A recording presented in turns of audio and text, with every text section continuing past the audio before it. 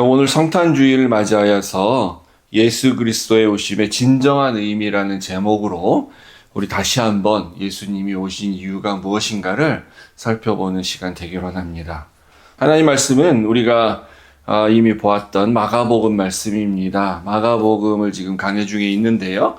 마가복음의 말씀에 근거해서 또 오늘 성탄절 메시지를 또 전하기를 원합니다. 마가복음 10장 45절 한 목소리로 한번 읽어보겠습니다. 인자가 온 곳은 섬김을 받으려 함이 아니라 도리어 섬기려 하고 자기 목숨을 많은 사람의 대속물로 주려 함이니라. 아멘. 하나님 아버지 감사합니다.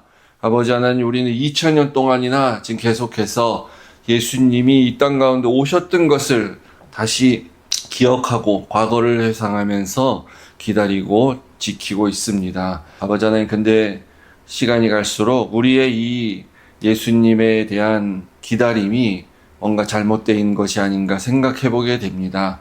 아버지, 예수님께서 이 땅 가운데 오신 진정한 이유를 다시 한번 깨닫고 이후에 우리가 어떻게 살아야 되는지를 주님 깨닫는 그런 귀한 시간 되도록 축복하여 주시옵소서. 예수님 이름으로 기도했습니다. 아멘.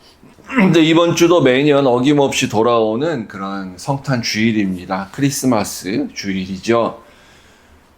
이 성탄절이란 말 그대로 우리 예수님이 태어나신 날을 기념하는 날인데, 지금은 이제 기독교의 주요 절기보다는 그냥 하나의 공휴일, 그냥 할러데이로 그냥 많이들 지키고 있습니다. 그래서 기독교와 상관없는 모든 사람들이 즐기는 그런 문화가 되어져 있죠. 그래서 이제 크리스마스 하면 먼저 생각나는 것이 선물, 산타크로스, 루돌프 이런 겁니다. 캐롤송. 우리가 부인할 수 없습니다. 그래서 사실 교회만이라도 우리가 제대로 의미를 알고 이 성탄절 크리스마스 주일을 기념해야 되는데, 근데 이제 제가 느끼는 문제점 하나는 뭐냐면, 예수님의 탄생에 우리가 너무 집중한다는 것입니다. 물론 크리스마스 예수님이 태어난 날이라고 해서 기념하는 것이기 때문에 탄생에 집중할 수밖에 없게 되는데요. 근데 이게 왜 문제냐? 그러면 이 탄생에 너무 집중을 하다 보니까 주로 다룰 수 있는 주제가 이런 거예요. 그러니까 동정녀 잉태하셨다. 천사가 수태고지 하셨다. 그러니까 이제 임신을 할 거다라는 그런 고지를 했다는 겁니다. 그래서 이제 한자 말로 수태고지 이렇게 얘기하죠. 그리고 이제 아기가 태어나는 탄생을 기념하는 거니까 예수님인데 아기 예수님을 우리가 계속 상상하고 이제 이렇게 말하게 되는 거예요. 아기 예수님, 마국간 이런 거. 천사들이 그 당시에 임했다. 이런 거. 동방박사들이 와서 선물을 주셨다. 이런 거 등등만을 우리가 요날 얘기를 하게 된다는 거죠. 1년에 한 번이니까 1년에 한 번은 어떨 때는 필요한 얘기일 수도 있습니다. 근데 예수님의 오심이라는 것 사실 자체가 중요한 메시지 아닙니까? 근데 그것을 기념하기 위해서 우리가 다루는 주제가 너무 예수님의 탄생에 대해서 초점이 맞춰져 있다 보니까 정말 예수님이 오신 이유는 잘 생각하지 않거나 놓칠 수 있다는 것입니다. 그래서 이제 아기 예수의 초점이 맞춰져 있다 보니까 아기 예수는 왜 왔느냐? 세상에 평화를 주기 위해서 왔다. 평강을 주기 위해서 왔다. 이런 것 말만 보게 되는 거예요. 그래서 어떻게 연상이 되냐면은, 예수님이 이 땅 가운데 평화를 주러 오셨어. 그럼 어떻게 평화를 주시지? 아기가 이렇게 천사처럼 웃고 있잖아. 아기가 이렇게 방긋방긋 웃고 있을 때 그 아기를 쳐다보면은 사람들이 이 마음이 이렇게 좀 컴다운 되고 평화를 느끼고, 그래서 우리가 좀 평화를 유지해야지. 전쟁을 하다가도 멈춰야지. 싸우지 말아야지. 그런 걸 연상을 하게 된다는 거예요. 탄생에 초점이 맞춰져 있으니까. 아기 예수가 등장할 수밖에 없고, 아기 예수가 오신 목적이 평화라는데 그 평화는 무슨 평화냐? 이게 천사같이 웃고 있는 아기. 이 앞에서 우리가 좀 어떻게 싸울 수가 있겠어. 총을 내려놓고 싸우지 말아야지. 이렇게 자꾸 연결이 된다는 거죠. 그러다 보니까 이 매년 크리스마스가 되면은 이제 카톨릭에서는 교황이 대표자니까 교황이 메시지를 냅니다. 그럼 뉴스에 나오잖아요, 그죠? 그럼 개신교도 다뤄줘야 되니까 개신교의 이제 대형교회 목사님의 메시지를 또 이렇게 뉴스에서 또 전하게 되는데, 근데 이렇게 초점이 맞춰져 있다 보니까 무슨 문제가 있냐면은 메시지가 다 거기서 거기에, 그러니까 전부 비슷해요. 비슷비슷해요, 전부. 전부 이렇게 올해는 유난히 뭐 전쟁이 많았습니다. 올해는 무슨 특별히 기근과 재난이 많았습니다. 예수님이 오시면 평화를 주시는 것인데 우리에게 평화하라고 하셨는데 전쟁을 멈춰야 됩니다. 이 불쌍한 사람들을 우리가 돌봐줘야 됩니다. 이 난민들이 많이 생기지 않았습니까? 전쟁 고아들이 많이 생기지 않았습니까? 여전히 노숙자들이 넘쳐나고 있고 불쌍한 사람들과 우리의 도움 필요한 사람 너무너무 많이 있으니까 우리 그들을 돌봐줘야 되고, 그리고 교회의 책임입니다. 뭐 이러면서 이렇게 해야 된다. 그런 얘기, 다 그런 메시지 전부 보면은요. 똑같아, 매년. 왜? 예수님 평화를 전하러 오셨으니까 그렇다 이거죠.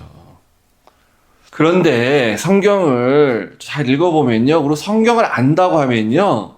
예수님은 평화를 전하러 오신 것이 아니라는 것을 사실은 알아야 됩니다. 다 알고 있어요, 그리고 사실은요. 예수님은 그럼 왜 오셨냐, 이 세상 가운데. 정반대예요. 심판을 전하러 오셨습니다. 그것도 아주 무서운 심판을 전하러 오신 거예요. 그래서 사람들한테 예수님은 회개하라고 외치셨어요. 평화적으로 지내라. 싸우지 마라. 이렇게 얘기하지 않으셨어요. 회개해라. 하나님 나라가 임했다. 천국이 가까웠다. 하나님 나라가 임했다, 천국이 가까웠다, 임했다, 이미 임했다, 뭐 가까웠다, 올 것이다. 이것은 뭘 전제로 합니까? 하나님 나라가 도래했다는 것은 심판을 전제로 하고 있는 겁니다. 그 하나님 나라는 아무나 들어갈 수가 없기 때문에 심판을 받아서 들어가게 되는 거예요. 들어가지 또 못하게 되는 거예요. 근데 그럼 예수님이 평화를 전하지 않았냐? 평강의 아들이라고 하지 않았냐? 맞습니다.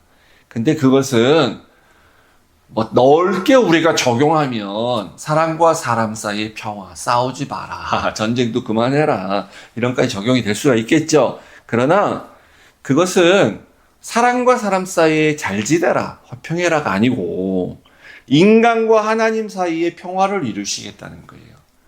원수된 바 된 우리와 하나님과의 관계에서 예수님의 오심으로 말미암아 평화를 이루겠다는 거죠. 그래서 그 평화를 누리지 못하는 사람들, 그 사람들 혹은 또는 그 평화를 거부하는 사람들에게는 하나님의 무서운 심판이 있어요. 심판을 얘기해야 돼. 그래서 예수님은 그런 얘기를 자주 하셨던 거고요. 메시지 중에 그것을 스스로 확증하셨고, 그리고 반드시 올 것이라는 것을 약속하시고 하늘나라로 승천하신 겁니다.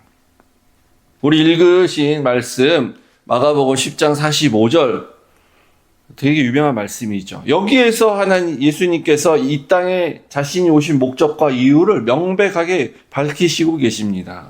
근데 우리가 이 말씀을 그냥 너무 이렇게 생각 없이 읽다 보니까 앞부분만 이렇게 보고 뒤는 잘 안 보는 부분이 있어요. 후반부는. 그래서 자꾸 이 말씀을 가지고 예수님은 섬김을 받지 않고 섬기겠다, 섬기는 삶을 살겠다고 오셨으니까 우리는 섬기는 삶 살아야 돼, 봉사하는 삶 살아야 돼, 겸손한 삶 살아야 돼. 발 씻겨 주신 거 봐, 예수님께서. 자꾸 이렇게 이것을 그렇게 해석을 한다는 거죠. 섬기는 삶 살아야 되는 건 맞죠. 근데 섬기어라, 봉사해라, 이런 거는 다른 종교에도 다 있는 얘기입니다. 뭐 기독교만의 특별한 얘기도 아니에요. 이 말씀의 강조는, 이 말씀의 핵심은 그 뒷부분에 있는 겁니다. 뒷부분에 있는 거. 많은 사람의 대속물로 주려 함이니라.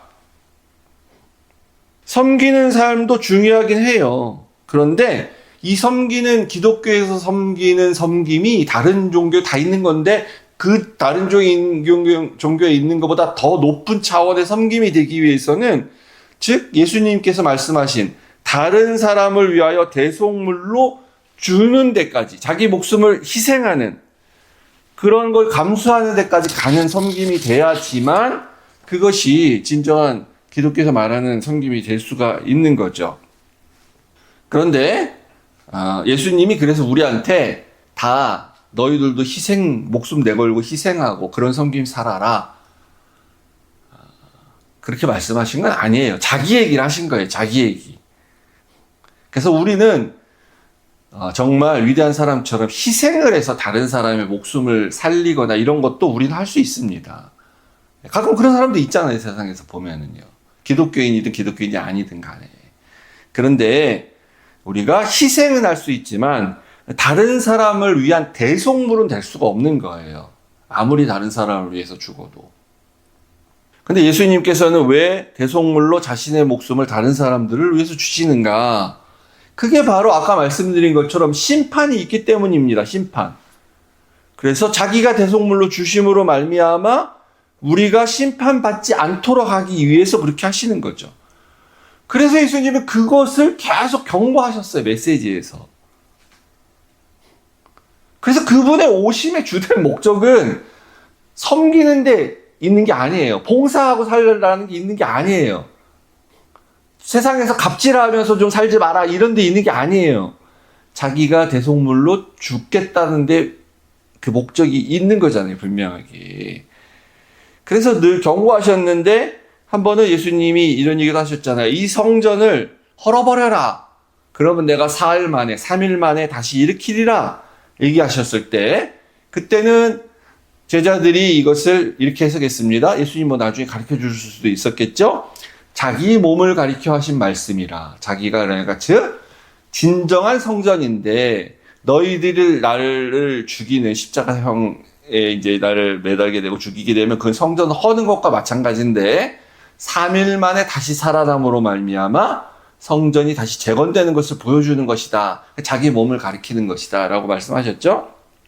근데 예수님이 실제로 이 마가복음 우리가 계속 봐왔지만 이 후반부로 가서 예수님이 잡히시기 일주일 전에 메시지의 대부분의 메시지의 중심 키워드는 성전이 문제가 있다. 더 이상 성전으로는 안 된다. 즉 뭐냐면 성전에 와서 제사 드리는 걸로는 이제는 희생 속죄를 할 수가 없다. 라는 얘기를 계속 하시잖아요. 그래서 결정적으로 최후에는 성전이 완전히 무너질 것이다. 돌 위에 돌 하나도 남지 않을 것이다. 라고 해서 정전은 완전히 해체될 거다. 성전이 해체된다는 건 뭐냐면 성전 체제를 의존해서 신앙생활했던 성전 종교생활, 그 체계가 완전히 무너지게 된다는 것입니다. 그것을 계속 경고하셨잖아요. 이거 얘기는 다른 말로 하면 뭐냐면 헛된 것 붙잡고 신앙생활 하지 말라는 겁니다. 그 헛된 믿음이란 거예요. 그런 거는. 잘못된 믿음이란 거예요. 잘못된 믿음, 헛된 것. 그것이 너희를 구원하지 못한다. 계속 경고와 심판을 얘기하지 않습니까? 그래서 예수님의 이 경고는 이제 이 오신 목적이기도 하는데 이 목적, 이 진짜 목적, 이것은 그럼 언제 이루어지냐? 초림 때 이루어지지 않아요.